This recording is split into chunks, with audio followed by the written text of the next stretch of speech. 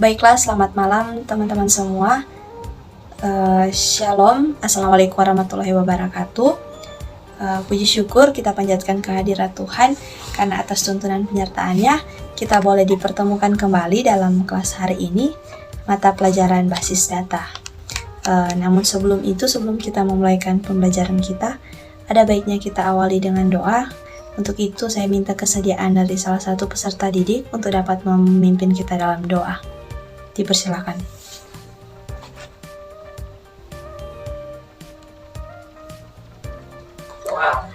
Baiklah, saya akan memimpin doa dan izinkan saya berdoa menurut agama dan kepercayaan saya, yaitu Kristen Protestan. Mari kita satu dalam doa. Kita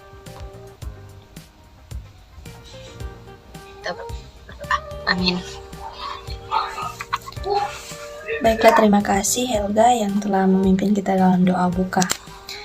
Saat ini kita akan memulaikan pembelajaran kita.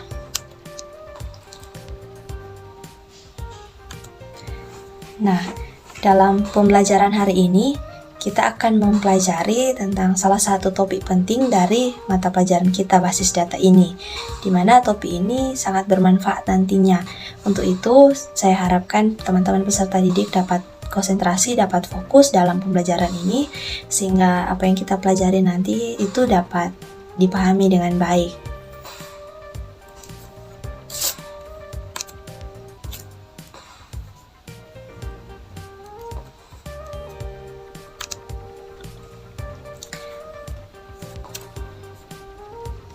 Nah, topik yang akan kita pelajari hari ini yaitu berjudul diagram hubungan antar entitas atau entity relationship diagram. Jadi hari ini kita akan memahami bentuk diagram hubungan antar entitas. Nah, diagram hubungan antar entitas ini itu merupakan berkaitan penting dari mata pelajaran kita basis data ini. Untuk lebih jelasnya lagi, kita akan melihat pengertian dari diagram hubungan antar entitas ini.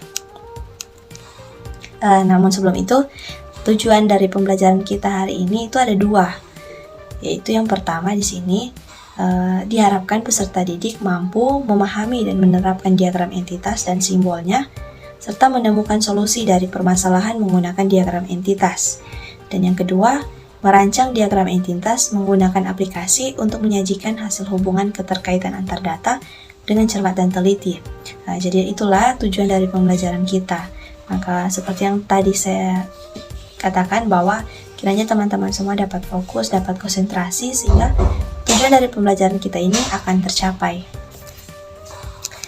Nah, dalam pembelajaran kita kali ini ada tools-tools yang akan kita gunakan untuk mempermudah kita. Nah, di sini teman-teman sekiranya bisa menyediakan PC atau laptop yang dilengkapi dengan aplikasi perancang entity relationship diagram atau diagram hubungan antar entitas. Nah, di sini ada contoh aplikasinya, bisa di-download Tree4io, ada Lucidcard, ada Creately, ataupun bisa menggunakan online ERD. Jadi aplikasi ERD yang berbasis online website ataupun Microsoft Word. Karena seperti yang akan teman-teman ketahui juga, komponen-komponen dari ERD ini itu sangat sederhana dan bisa kita temukan dalam aplikasi-aplikasi editing yang sederhana. Jadi kiranya teman-teman dapat menyiapkan tools-tools ini agar pembelajaran kita akan efektif juga. Nah, yang telah saya sebutkan tadi bahwa topik kita hari ini itu berkaitan penting dengan mata pelajaran kita basis data. Karena basis data merupakan kumpulan data yang disimpan secara sistematis dalam komputer yang dapat diolah atau dimanipulasi menggunakan perangkat lunak atau software untuk menghasilkan informasi. Nah, basis data sebenarnya adalah teks-teks yang disimpan dalam komputer dan umumnya sulit dipahami, terutama oleh orang awam. Nah, jadi basis data itu merupakan kumpulan teks-teks yang sulit kita pahami. Nah, untuk dapat memahami struktur dari sebuah basis data itu lebih mudah, maka diperlukanlah sebuah diagram yang dapat menggambarkan basis data dengan baik sehingga mudah dipahami. Jadi diagram inilah yang akan memudahkan kita untuk memahami basis data itu, yaitu kumpulan-kumpulan teks-teks. Nah, diagram yang akan memudahkan kita itulah yang disebut dengan entity relationship diagram atau diagram hubungan antar entitas. Nah, Entity Relationship Diagram atau ERD ini adalah suatu diagram yang digunakan untuk merancang suatu basis data, dipergunakan untuk memperlihatkan hubungan atau relasi antar entitas atau objek yang terlihat beserta atributnya. Jadi ERD ini digunakan untuk merancang suatu basis data, dipergunakan untuk memperlihatkan hubungan atau relasi antar entitas atau objek dan juga atribut-atributnya. Nah, hubungan, relasi, entitas atau atribut. Mungkin ada teman-teman yang sudah bertanya, apa itu relasi, apa itu atribut? Berikut kita pahami lebih dalam lagi.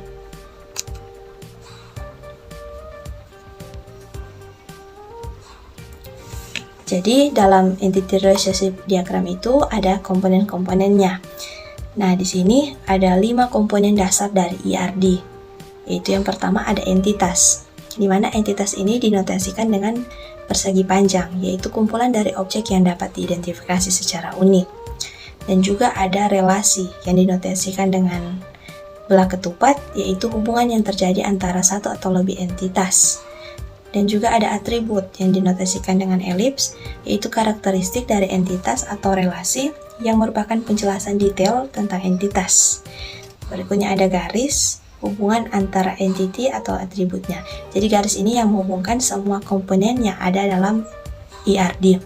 Dan yang terakhir ada komponen input atau output data yang dinotasikan dengan jajar genjang, yaitu proses input atau output data parameter informasi. Jadi itulah komponen-komponen dari ERD.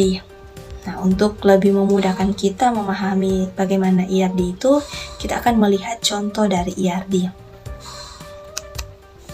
Jadi seperti yang pengertian dari ERD tadi, bahwa ERD itu merupakan suatu diagram yang menggambarkan basis data dengan mudah. Jadi sebelum kita membuat suatu ERD itu pasti berdasarkan dari basis data. Nah, contohnya ini diawali oleh basis data, di mana ada basis data dari mahasiswa dan juga data kuliah. Nah, seperti yang kita lihat bahwa jika kita membaca basis data seperti ini, pastinya kita akan cukup kebingungan dibandingkan kita melihat seperti ini. Inilah contoh ERD.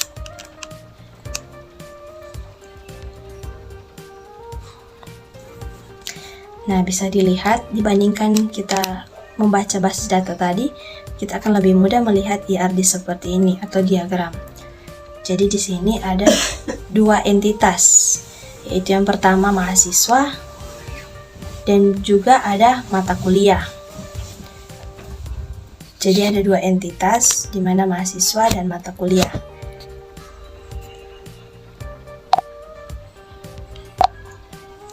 Di mana kedua entitas ini dihubungkan dengan relasi mengambil. Dan juga masing-masing entitas ini memiliki atribut. Jadi atribut itu merupakan karakteristik dari entitas ini.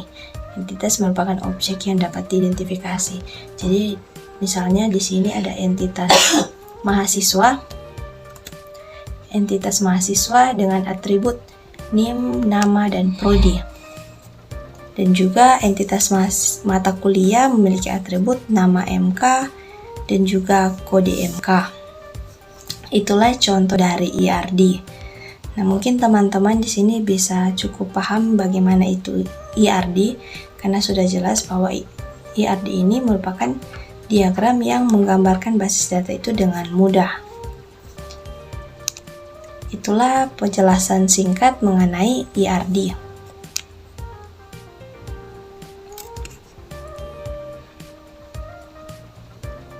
Nah, sekarang untuk memperdalam lagi pemahaman dari teman-teman, kita akan melanjutkan pembelajaran kita dengan bentuk project. Jadi saat ini masing-masing kelompok akan mengatasi suatu problem. Jadi saat ini bentuklah kelompok masing-masing terdiri dari 3 anggota. Dipersilakan untuk memilih kelompok masing-masing.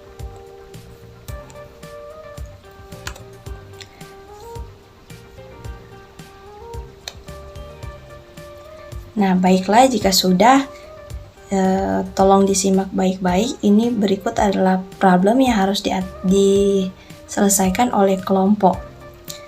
Nah, di sini ada sistem informasi akademik merupakan sebuah sistem informasi untuk mengelola informasi yang diperlukan dalam suatu kampus terkait proses akademik yang berada di suatu kampus, meliputi data mahasiswa, jurusan, mata kuliah, dosen, dan jadwal kuliah.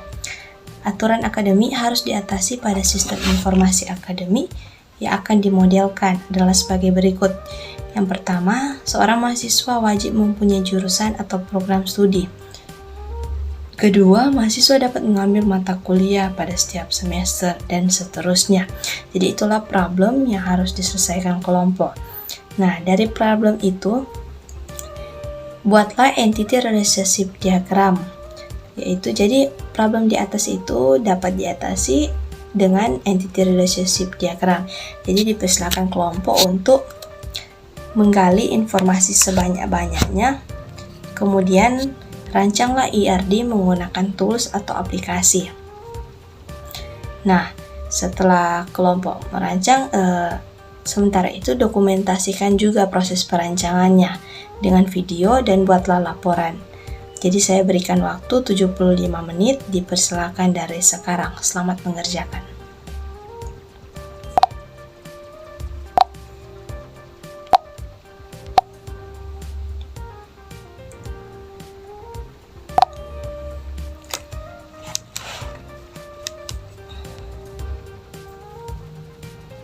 Baiklah, mungkin kelompok telah selesai menyelesaikan permasalahan tadi.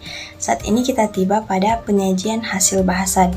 Jadi masing-masing kelompok akan menyajikan hasil bahasan. Dipersilakan dimulai dari kelompok 1.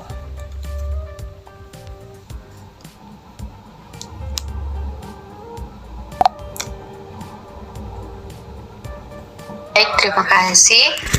Kami dari kelompok 1 akan mempresentasikan hasil diskusi kami, dan izinkan saya memperkenalkan anggota kelompok saya. Yang pertama ada saya, Helga Lapian, yang kedua ada Firni Lapian, yang ketiga ada Dolenski Lapian. Jadi, terima kasih.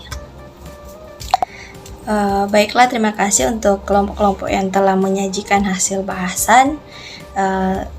Bisa dilihat bahwa teman-teman sudah berhasil, sudah dapat merancang IRD itu dengan baik.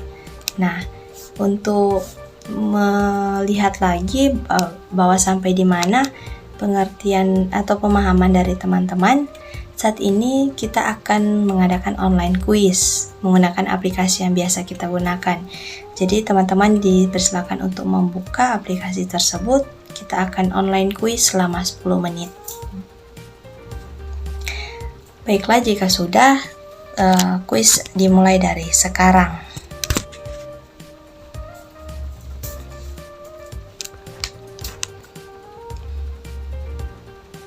Baiklah teman-teman, waktu quiz telah selesai.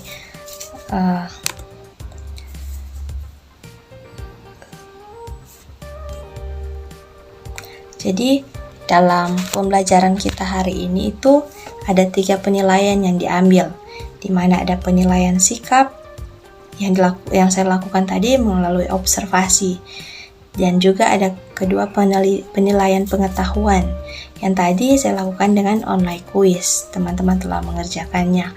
Dan juga yang terakhir penilaian keterampilan itu dinilai dari unjuk kerja yang dilakukan teman-teman dalam kelompok tadi. Bagaimana teman-teman menyelesaikan permasalahan tadi.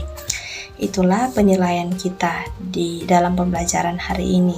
Dan bisa disimpulkan bahwa teman-teman semua itu sudah memahami topik dari pembelajaran kita hari ini dan juga dapat mempraktekannya dengan baik.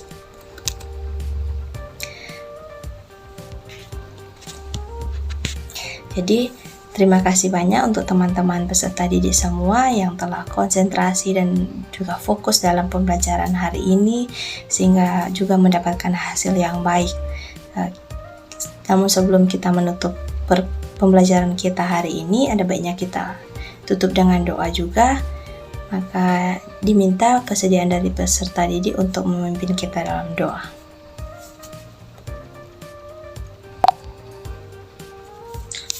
terima kasih atas kesempatan yang diberikan. Sebelum kita masuk ke kegiatan belajar kita hari ini, marilah kita doa. Namun izinkan saya untuk berdoa, karena saya itu agama Islam. Mari berdoa. Amin. Doa selesai. Baiklah, terima kasih Adriansyah. Nah, Terima kasih. sampai di sini pembelajaran kita hari ini. Sampai berjumpa di pembelajaran berikutnya. Terima kasih, selamat malam. Selamat malam, Ci. Selamat malam, Ci. Terima kasih. Terima kasih, Ci.